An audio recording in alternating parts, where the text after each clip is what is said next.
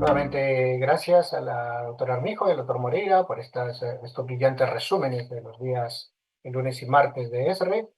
Y ahora, para continuar con la ponencia, permítame presentarme. Yo soy el doctor Juan Carlos Castillo, director científico del Grupo Instituto Bernabéu, y estaré a cargo de los resúmenes del día miércoles. Tengo que decir que personalmente siento cierta debilidad por los estudios prospectivos randomizados, y es donde he enfocado la selección del día miércoles.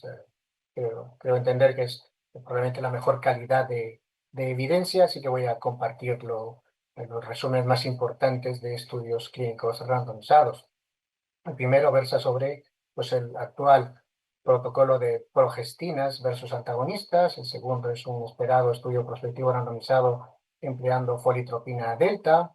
El tercero es un estudio bastante interesante, también prospectivo randomizado, si bien es cierto son datos preliminares, busca explorar comparativamente el éxito de la fecundación in vitro directamente versus la cirugía previa en casos de endometriosis. Y finalmente el estudio llamado FIX, en el cual también se intenta explorar de forma comparativa el éxito en infertilidad idiopática comparando ciclos de inseminación versus FIP directamente. Empecemos con el primero, este estudio comparando la tasa de euploidía entre el llamado protocolo de progestinas versus el protocolo estándar, que son los antagonistas de GnRH, de una manera prospectiva, aleatoria y randomizada. Es un grupo de Shanghai, de China. Una breve introducción, pues todos sabemos que las progestinas, el protocolo llamado PPOS es capaz de prevenir efectivamente el pico prematuro de LH y que cada vez pues, más centros lo están utilizando debido a que pues, simplifica el protocolo y obviamente ofrece un ambiente más amigable al pasar de una vía inyectable antagonista a una vía oral, mucho más cómoda. Sin embargo, aún la literatura médica pues, brinda ciertas controversias. Si bien es cierto, la mayoría de estudios son favorables, es cierto que hay algunos que muestran unos peores resultados según ciertos grupos de pacientes. Es aquí donde se enfoca este estudio y el objetivo es muy concreto. Ver si la tasa de euploidía es similar entre el protocolo con progestinas versus los antagonistas. Es un estudio conducido en Shanghái. 400 mujeres fueron reclutadas entre junio del 2020 y agosto del 24 y el estudio fue pertinentemente inscrito en el Clinical Trials. Participantes, mujeres de menos de 43 años, con un recuento folicular por encima de 5, y las indicaciones para PGTA fueron ya sea bien edad materna avanzada, definida como más de 38 años, abortos a repetición o fallos repetidos de implantación. Este grupo lo define como transferencia de más o igual a 4 embriones o más o igual a 2 blastocistos, o resultados previos con embriones aneuploides en ciclos anteriores. Los criterios de exclusión, pues bastante fáciles, sobre todo, pues las pacientes estén exentas de patologías uterinas, básicamente hidrosalpinx y pólipos endometriales. La randomización se hace en los primeros días del inicio del ciclo. Las mujeres en el grupo de antagonistas reciben la pauta clásica, cetrorelix 0.25 miligramos al día, a partir del día 6 de estimulación ovárica, mientras que el grupo de progestinas recibe esta vez Dufaston 20 miligramos, también desde el primer día de la estimulación ovárica hasta el día del trigger. Se realizan ciclos de ICSI para inseminación, biopsia en trofectodermo en día 5, día 6, PGTA realizado con la técnica actual, que es el Next Generation Sequencing, el NGS, y los informes de PGTA se clasificaron como embriones euploides, aneuploides, mosaicos o los llamados no informativos.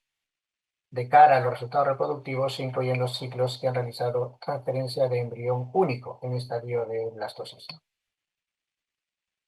El resultado primario es, como dijimos al inicio, pues la tasa de euploidía entre estos dos protocolos, pero también se establecieron una serie de objetivos secundarios, entre ellos resultados reproductivos.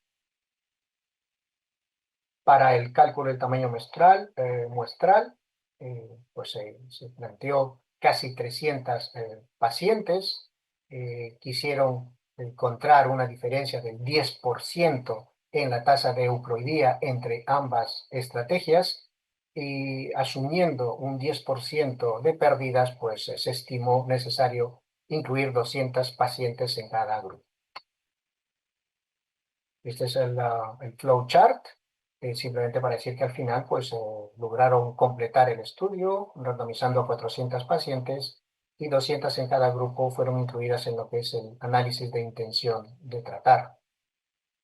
Estos son los resultados, como veis, son pacientes que podríamos catalogar de mujeres aún jóvenes, con un índice de masa corporal adecuado, un buen recuento de folículos centrales y como veis no había diferencia entre grupos. Habla esto acerca de una buena randomización. Y estos son los resultados en cuanto a la estimulación ovárica. Encontraron que el grupo con antagonistas necesita más dosis de gonadotropinas comparado con la progestina y que el grupo de progestina también tuvo un mayor nivel de estradiol.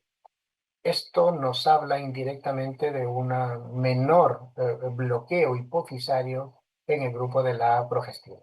Y finalmente el resultado primario, como podéis ver aquí, pues no hubo diferencias significativas en cuanto a la tasa de euploidía por paciente, 44 versus 50%. Ciertamente se añadieron también resultados reproductivos. Este punto tiene que ser tomado con cierta cautela porque es un resultado secundario. Pues vimos que se ve que la tasa de embarazo pues, es similar entre ambos grupos, la tasa de gestación evolutiva, embarazo clínico también similar, y finalmente el resultado, pues que clínicamente es más relevante, la tasa de nacido vivo, tampoco hubo diferencia entre los grupos. Pues como conclusión podemos decir que la tasa de euploidía es comparable entre ambos protocolos, progestinas, en este caso Lufaston versus antagonistas, y que esto nos puede ayudar a dar un buen consejo a nuestros pacientes acerca de la idoneidad de este protocolo. Luego pasamos a la siguiente sesión, que es el esperado estudio ADAPT. Estos resultados fueron brindados por la doctora Andrea Bernabeu, del grupo también Instituto Bernabeu. Es un estudio multicéntrico con objetivo bastante claro, ver y comparar la eficacia entre una dosis fija de folitropina delta versus folitropina alfa. En este caso, a manera de introducción, pues estudios previos habían determinado que 10 microgramos de folitropina delta podrían ser similares en cuanto a número de ovocitos obtenidos a 150 unidades internacionales de la folitropina alfa. Sin embargo, pues no existían hasta el momento pues, estudios randomizados que lo hayan explorado. En base a estos estudios previos, de publicaciones previas, como hipótesis se plantea que pues, tal vez una dosis de 15 microgramos de folitropina delta podría ser similar, equivalente a 225 unidades de la alfa. Se plantea el estudio y se plantea empezar en ambos grupos con una dosis fija, 15 versus 225. Sin embargo, a partir del quinto día de estimulación, primer control, se abre la puerta a poder ajustar la dosis, lo que ocurre de forma habitual en la práctica clínica. El objetivo primario fue muy concreto, ver el número de ovocitos recuperados entre ambos protocolos. Y también se añaden una serie de objetivos secundarios. Importante, el estudio planteó un proceso de seguimiento solamente hasta los 3 meses posteriores a la punción. En cuanto a criterios de inclusión, pacientes que podríamos considerar de buen perfil, 18 a 40 años, menos de 37 años, con infertilidad de 1 año y más de 37 años con infertilidad de al menos 6 meses, ambos ovarios presentes y sin patologías que podríamos considerar severas, como endometriosis grado 3 o 4. Este es el protocolo en sí. La randomización se realiza en el primer día de estimulación. Se planteó un ratio 2:1. Por cada paciente de folitropina alfa se randomizaron 2 de folitropina delta. Se empieza con una dosis fija, como decía, 15 miligramos menos 2,25, y al quinto día, además de añadir el antagonista, se permitía hacer una variación en la dosis. Recuerdo que fue un estudio a doble ciego, es decir, ni la paciente ni el operador sabían qué medicación se estaba administrando. Se continúa con el trigger, se programan ciclos con transferencia en fresco, pero también se tienen en cuenta los resultados de aquellos ciclos en los cuales se segmenta y se procede a transferencia en congelado.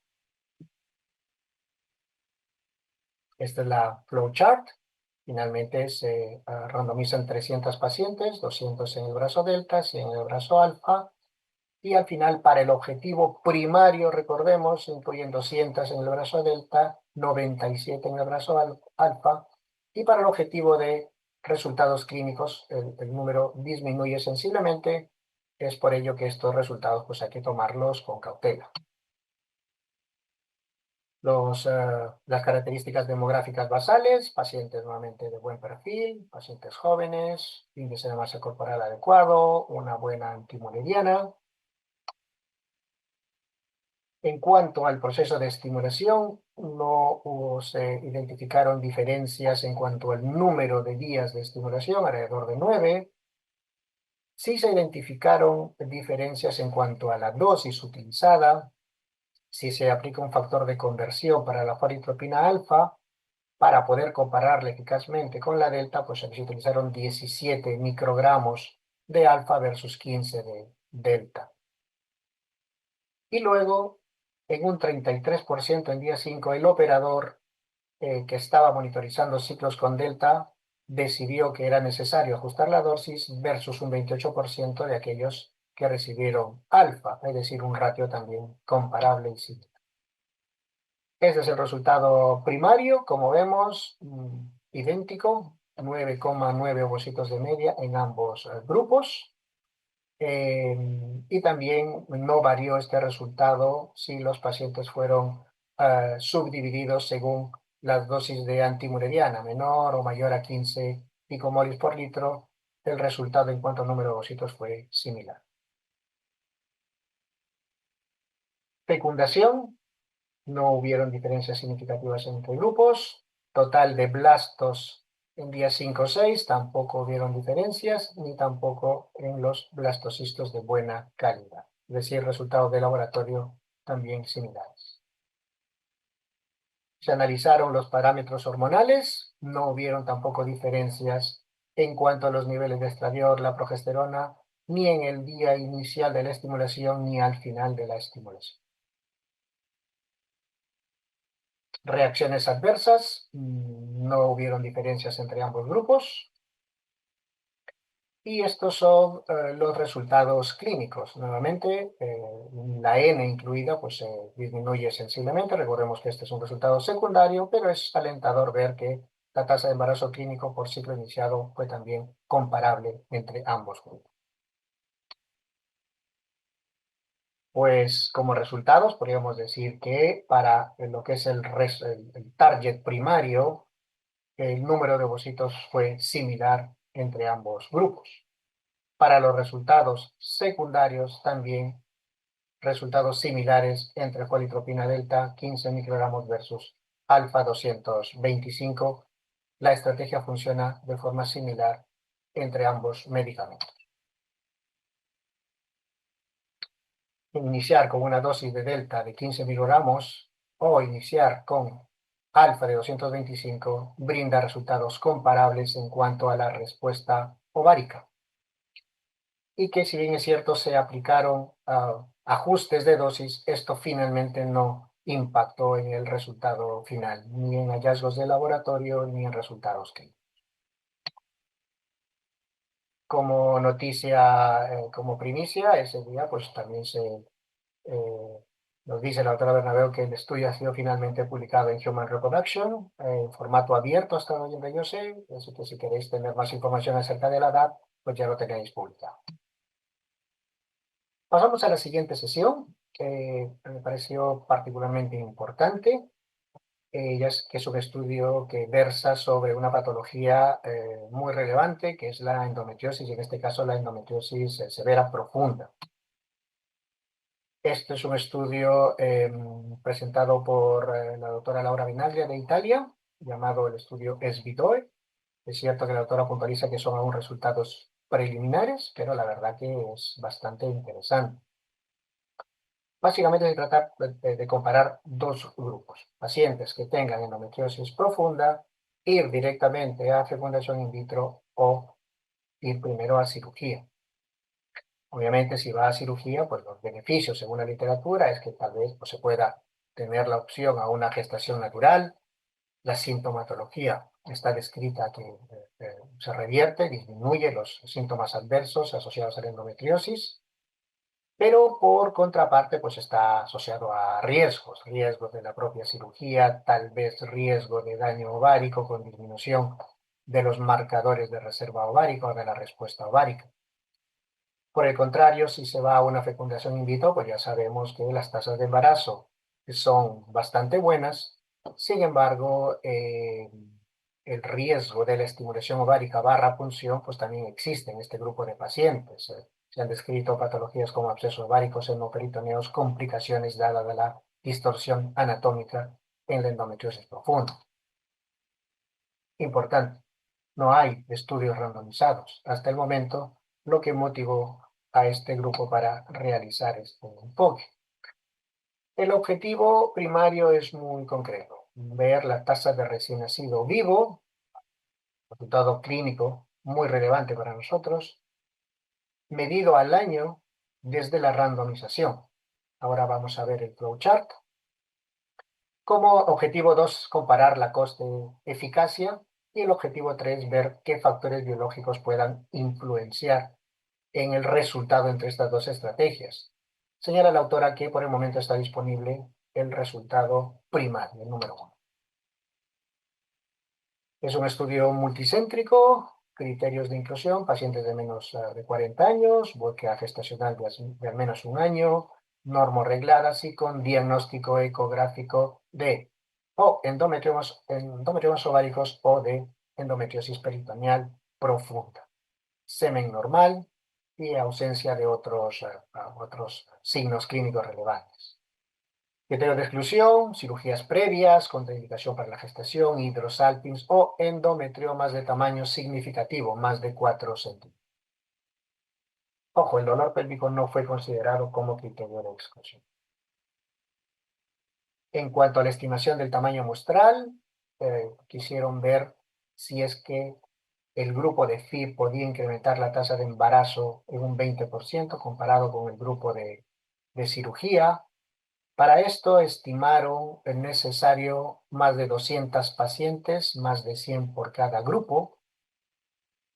Sin embargo, también dejaron abierta la siguiente posibilidad: pacientes que cumplían los criterios de inclusión y que eran randomizadas a un grupo específico. Si la paciente no estaba de acuerdo en ir a ese grupo, también se le dio la oportunidad de ser incluida y se le enviaba al grupo que finalmente quería la paciente. Es lo que se llama el estudio por preferencia del paciente. Es una metodología que a veces se aplica y sigue siendo, en mi opinión, totalmente válida. Pues finalmente ellos detuvieron el estudio cuando fueron reclutadas 130 pacientes, porque un análisis interino demostró que había una diferencia significativa entre las dos estrategias. Y a falta de limitar cuando se ha publicado el estudio en full text, si este fue una monitorización planificada o si surgió de la necesidad ética de ya verificar una evidencia, una diferencia muy evidente entre ambos enfoques. Pues bien, pacientes que cumplían el criterio de inclusión fueron randomizadas dentro de los 2 meses a la randomización a iniciar 3 ciclos de fecundación in vitro versus cirugía. Pacientes que realizaban cirugía fueron seguidas con controles cada 3 meses y obviamente se les dio la posibilidad de buscar gestación espontánea. Pasados los 10 meses se les dio la oportunidad a las pacientes de pasar al otro brazo, es decir, las que habían ido a FIV ir a cirugía y las que no habían gestado tras la cirugía ir a fecundación in vitro. Eso es el diseño crossover. Pues bien, como les comentaba, pues cuando se reclutaron 130 pacientes, pues se observó una marcada disparidad entre los dos brazos y claramente a favor del grupo de fecundación in vitro. Es por eso que los autores decidieron detener el estudio. Y estos son los resultados. Finalmente, 78 pacientes al grupo de FIP, 52 al grupo de cirugía, edad similar y paciente joven, normopeso, buen recuento en cuanto al seminograma. Esta es la tasa de embarazo por intención de tratar, es decir, todas las pacientes que fueron incluidas. Como vemos, 54% de gestación en el grupo de FIP, nacido vivo, versus 26%. En el grupo cirugía, una diferencia estadísticamente significativa. Esta es la curva comparativa en intención de tratar, como veis claramente favorable a la fecundación in vitro. Y lo mismo cuando se vio los resultados por protocolo. Nuevamente una diferencia marcada a favor de los ciclos de FIP comparados con los de cirugía. Y se ve también pues, muy gráficamente en esta barra comparativa siempre a favor de la fecundación in vitro. Limitaciones, pues obviamente no llegaron al tamaño muestral estimado por esta consideración ética tal vez de detener el estudio prematuramente. No llega ni al 60% la randomización. Importante, también se excluyó, recordemos, pacientes con endometriomas de más de 4 centímetros y que el diagnóstico fue solamente ecográfico, que sabemos que puede tener ciertas limitaciones en cuanto a su certeza diagnóstica. Pero la conclusión es muy clara. Siendo el primer estudio randomizado comparativo entre IVF, fecundación in vitro y cirugía, pues claramente se nota una mayor tasa de recién nacido vivo en el grupo de fecundación in vitro.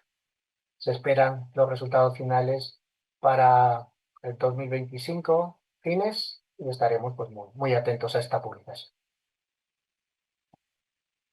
Luego me llamó mucho la atención también este debate, sí, fue un debate acerca de unos oncólogos con una pregunta que sí, ciertamente captó mi atención, que era si era necesario hacer terapia antiestrogénica coadyuvante en aquellos casos de estimulación en pacientes con cáncer de mama. Yo pensaba que no había debate al respecto, pero ciertamente la doctora de Canter pues ha dado algunas pinceladas que creo yo serán novedosas. Es cierto que el estudio versa tiene mucha terminología sobre cáncer de mama, por la cual yo no estoy, la verdad, muy acostumbrado, pero a ver si sacamos algo bien claro de esta charla. Bueno, sabemos que el cáncer de mama puede exhibir sensibilidad para receptores de estrógenos, progesterona. Sabemos que con una estimulación ovárica los niveles de estradiol particularmente van a subir hacia niveles suprafisiológicos. Obviamente sabemos que es por un tiempo muy concreto, que cada vez hay más mujeres que son diagnosticadas de cáncer temprano por los eficaces sistemas de detección precoz, sobre todo en países occidentales, y sabemos que cada vez se está haciendo terapias neoadyuvantes, es decir, tras la cirugía, dar quimioterapia o sustancias hormonales para favorecer la recuperación como tratamiento. Pero todavía existe un debate de si debemos o no realizar estimulaciones ováricas en mujeres con cáncer de mama. Pues la autora de Canter planeaba valorar acerca de la eficacia y seguridad de estas terapias antiestrogénicas coadyuvantes en la estimulación eh, y respondiendo pues a ver si eran necesarias y si son necesarias, pues si existe algún grupo que se pudiese beneficiar. Para esto, una breve introducción en cuanto a la estrategia hormonal coadyuvante que se emplea en la estimulación ovárica en pacientes con cáncer de mama. Básicamente tenemos dos, probablemente en nuestro ámbito la más conocida es letrozol. En cuanto a su función, sabemos que inhibe la hormona aromatasa en las glándulas adrenales, la corteza ovárica, y en general va a disminuir los niveles de estradiol. Por el contrario, el tamoxifeno actúa como un bloqueador de los receptores estrogénicos presentes en el tumor cancerígeno. Al bloquear estos receptores, obviamente, el estrógeno no va a poder acoplarse a ello, es decir, que en general el uso de tamoxifeno se asocia a un incremento en los estrógenos circulantes. Pues el tamoxifeno incrementa los estrógenos circulantes. En cuanto a las dosis, hasta 60 miligramos al día se han descrito como terapia antiestrogénica. Obviamente, si incrementa los estrógenos circulantes, pues existe un riesgo incrementado de eventos tromboembólicos. Por el contrario, en el letrozol, los valores de estradiol suelen estar disminuidos. Se ha descrito el uso de hasta 10 miligramos de letrozol concomitante con la estimulación para poder obtener niveles circulantes de estradiol inferiores a 500 picogramos. Es una estrategia recomendada por muchas sociedades, incluidas las de medicina reproductiva. Sin embargo, todos sabemos que existe o tiene una espada de Damocles que está obviamente fuera de ficha técnica y tenemos que acompañarla de un consentimiento informado específico. Y también pues no está disponible en algunos países como Francia o India. Recordemos que la ponente es de Francia. Básicamente es el esquema que se utiliza en breve. Este es el protocolo llamado convencional, los antagonistas en protocolo flexible. Tenemos también combinación de protocolo de antagonistas con el empleo de tamoxifeno desde el inicio de la estimulación y lo mismo del letrozol desde el inicio de la estimulación, dosis entre 5 a 10 miligramos.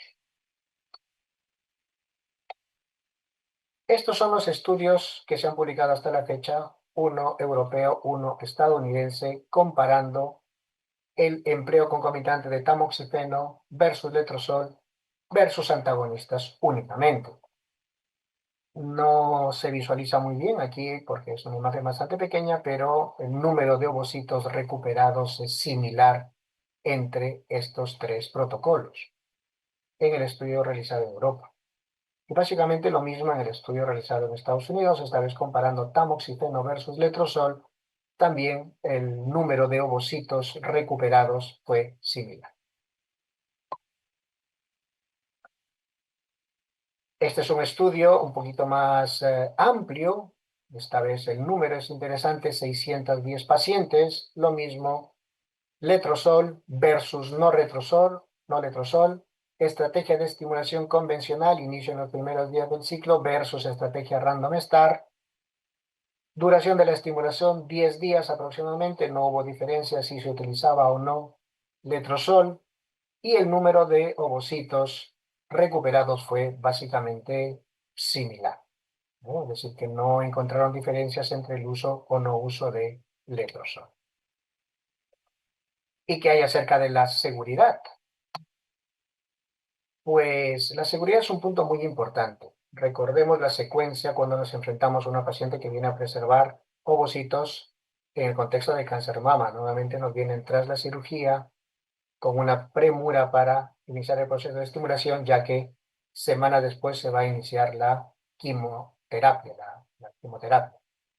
Pues este estudio, el estudio PREFER, demostró que hasta un 12% de pacientes rechazaban la estimulación ovárica porque estaban convencidas de que eso podía demorar el inicio de la quimioterapia.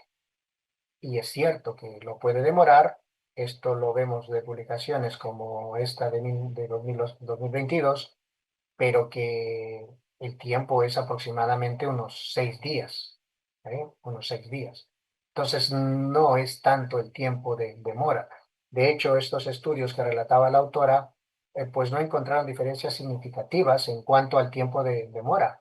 Eran aproximadamente 6 días. Solamente uno encontró una demora de 10 días que para él sí fue estadísticamente significativa, pero entendemos que la mayor parte de evidencia nos indica que no hay mucha demora para iniciar la quimioterapia. Pero eso es en cuanto a pacientes que han realizado la cirugía y quieren hacer una fecundación in vitro, perdón, una vitrificación ovocitaria. Pero tal vez este punto es más importante. Pacientes que aún no han hecho la cirugía y que se plantean hacer una preservación de ovocitos con el tumor in situ. Pues hay algunos estudios al respecto, ¿sí? Curiosamente, el hecho de hacer estimulación ovárica, incluso con tumor in situ, pues según esta revisión sistemática, contrario a lo que podríamos esperar, redujo la posibilidad de recurrencia del cáncer, disminuyó el riesgo de muerte y no encontraron efectos adversos en cuanto al tiempo libre de la enfermedad. Y tal vez esto lo vemos mejor en esta gráfica. Como ven, pues la recurrencia, el riesgo relativo de recurrencia fue inferior en el grupo de pacientes que acudieron a preservación ovocitaria, y menos riesgo de mortalidad también. Claro, esto no quiere decir que el hecho de hacer una preservación ovocitaria tenga algún factor protector. No, probablemente, dice la autora, es que esto sea un sesgo poblacional. Aquellas pacientes con mejor pronóstico, tal vez, pues sean las que se les anime más a hacer preservación ovocitaria, y esto es lo que vemos reflejado en estos datos estadísticos, ¿no? Aquí lo mismo si se analiza por subgrupos. ¿Y qué pasa si no utilizamos terapia antiestrogénica? ¿Existe algún dato?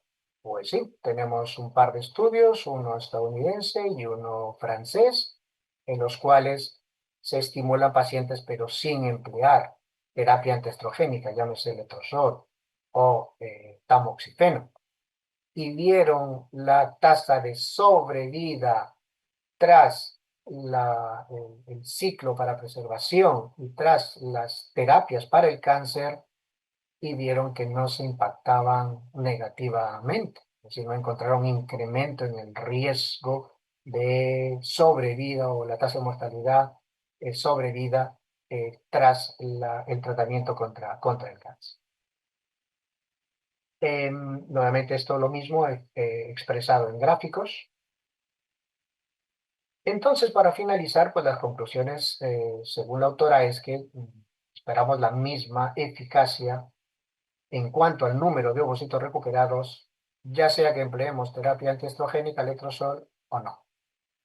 Que al parecer no hay una demora significativa hasta el inicio de la quimioterapia. Es un punto, tal vez para un buen consejo a nuestros pacientes, que el hecho de hacer estimulación, sobre todo si hacemos random start, no va a demorar el inicio de la quimio. Es importante, ya sea que utilicemos antiestrógenos o no, pues no hay un impacto negativo en la tasa de sobrevida tras los procedimientos. Entonces, para responder a las inquietudes, ¿deberíamos utilizar terapia antiestrogénica? Pues, a ver, intuitivamente la respuesta sería sí. A ver, mal no le va a hacer, vamos a disminuir los estrógenos circulantes. Sin embargo, si nos centramos en la medicina basada en evidencia, pues nos dice que realmente añadir antiestrógenos no mejora el pronóstico, y tampoco sería necesario. Finalmente la autora plantea pues una pregunta que sería como el infante en la habitación. Si realmente creemos que la exposición temporal, 4 o 5 días, a estrógenos, niveles de estradiol elevados, pues van a cambiar significativamente la historia natural de un cáncer de mama. La respuesta es probablemente no. Y finalmente pasamos a la última charla. Es el llamado estudio FIX, nuevamente un estudio prospectivo randomizado, multicéntrico de no inferioridad, esta vez enfocado en la infertilidad inexplicada, idiopática, comparando las dos estrategias que tenemos disponibles, las inseminaciones artificiales versus fecundación in vitro. Nos comentaba la autora de Nueva Zelanda que allí la seguridad social cubre a este grupo de pacientes hasta 4 ciclos de inseminación o un ciclo de fecundación in vitro, incluido todos los ciclos de congelados. Entonces, como esto es algo que ya lo cubre la seguridad social, pues intentaron plantear un estudio en este contexto, ¿no? Para esto nos decía pues, que hay cierta evidencia publicada, por ejemplo, en Cochrane, pero basada en estudios retrospectivos con limitaciones que señalan que la fecundación in vitro sería similar a realizar 2 o 3 inseminaciones. Es decir, no existe una diferencia clara entre realizar una in vitro versus inseminaciones según la Cochrane. Sin embargo, como decía la autora, pues se basa en estudios de baja calidad. Es por eso que ellos plantean este estudio.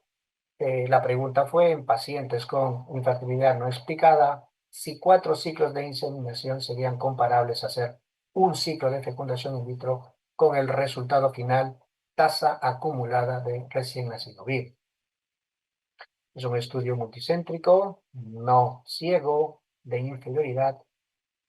no inferioridad, perdón, pragmático en el sentido de que es la práctica usual de los hospitales de allí de Nueva Zelanda. Y se randomizó ratio 1:1 pacientes a realizar 4 inseminaciones versus un ciclo completo de fecundación in vitro, incluidos las transferencias de congelados. 580 pacientes fue el tamaño muestral estimado, y el estudio se inscribió prospectivamente en la base de datos respectiva. Tiene varias fases. La autora ha completado y nos ha brindado información de la primera fase, una comparación directa entre inseminación y FIP, 4 ciclos versus un ciclo de FIP. Estos serían los criterios de inclusión: pacientes de menos de 39 años, diríamos normopeso, con una FSH basal adecuada, con ciclos regulares, trompas permeables y un recuento espermático adecuado. Criterios de exclusión, básicamente patologías, llámese endometriosis severa o patologías uterinas. Sin embargo, el COVID impactó negativamente en el reclutamiento. El protocolo tuvo que ser modificado en el 2021, se produjo una demora sensible, se tuvo que adaptar el tamaño muestral y el periodo de seguimiento de las pacientes. Pero aún y todo siguió adelante. Al final logran randomizar más de 700 pacientes, entran al análisis con intención de tratar 350 aproximadamente, un poco más en cada grupo, es decir, aún con todos números adecuados. Y estos son los resultados en cuanto a las características basales: población de buen perfil, digamos, mujeres jóvenes, normopeso. Estos son los parámetros seminales, pacientes con una predicción de gestación natural de alrededor del 20%. Se permitió el ingreso de pacientes con endometriosis, pero en estadios leves, comparables entre ambos grupos. Y estos son los resultados primarios. Para el resultado primario, recordemos, tasa acumulada de recién nacido vivo, 31%, 4 inseminaciones, recordemos, versus 55% de aquellas que fueron a una fecundación in vitro. Es decir, nuevamente, resultados muy favorables a la fecundación in vitro. Estos son los datos adaptados al impacto del COVID, pero nuevamente se vio que se mantenían 55%, 31% entre FIP e inseminación. Resultados también obstétricos en cuanto a resultados adversos. Tasa de embarazo no fue diferente entre ambos grupos, pero se ve un poquito incrementada en el grupo de fecundación in vitro. Tasa de embarazo múltiple, diríamos, bien controlada, y no se vieron diferencias en cuanto a las complicaciones. Estas son las características de los ciclos que fueron a inseminación. Finalmente se realizaron más de 1000 ciclos de inseminación. El medicamento fundamental fue el clomifeno. También se permitieron ciclos con letrozol, ninguno con FSH, y también ciclos naturales. Una cuarta parte fueron inducidos, o la ovulación fue inducida con HCG. Estas son las características de los ciclos de FIP: 377 ciclos iniciados, la mayoría ciclos con antagonistas estándar, una pequeña proporción con agonistas y otra proporción entendemos que sería progesterona. Número de ovocitos recuperados, digamos, adecuado, en rango de normalidad. técnica de inseminación fue el FIV convencional en la mayoría de los casos y la media de embriones transferibles pues, fue apropiada. Población de buen pronóstico, 4 embriones utilizables. Estos son las características de los ciclos de congelados. Y el ciclo en fresco fue fallido. Básicamente hicieron una mitad con ciclo natural y la otra mitad con ciclo artificial. Parece que tienen una política de transferencia de embrión único bastante potente, casi el 90% recibió un solo embrión. Limitaciones, pues obviamente los autores señalan algunas. Probablemente la principal es que se permitió el ingreso de pacientes con endometriosis de algún grado leve, grado 1, grado 2, pero en general diríamos que una fortaleza es que se incluye la tasa acumulada de recién nacido vivo, que probablemente sea uno de los resultados finales de mayor relevancia clínica. Pues bien, como resumen, la inseminación fue claramente inferior a la fecundación in vitro en casos de infertilidad idiopática. Aproximadamente una de cada 2 parejas tuvo un recién nacido vivo, si fue a FIP, comparado a solo una de cada 3 de las que fueron a inseminación. Pues bien, como tabla resumen de estas ponencias, podríamos decir que si comparamos los protocolos de progestinas con antagonistas, la tasa de ocloidía al parecer es comparable entre ambos protocolos, que el empleo de 15 microgramos de folitopina delta versus 2,25 de alfa producen resultados de estimulación ovárica similares, que existe en el grupo de pacientes con endometriosis ovárica profunda una mayor tasa de recién nacido vivo si se realiza fecundación in vitro y no una cirugía. A la pregunta de si necesitamos terapia antiestrogénica en los protocolos de estimulación, la respuesta es probablemente no. Y en la última charla hemos visto que la inseminación artificial es claramente inferior a la fecundación in vitro en pacientes con esterilidad idiopática. Y eso sería todo por mi parte. Muchísimas gracias por la atención.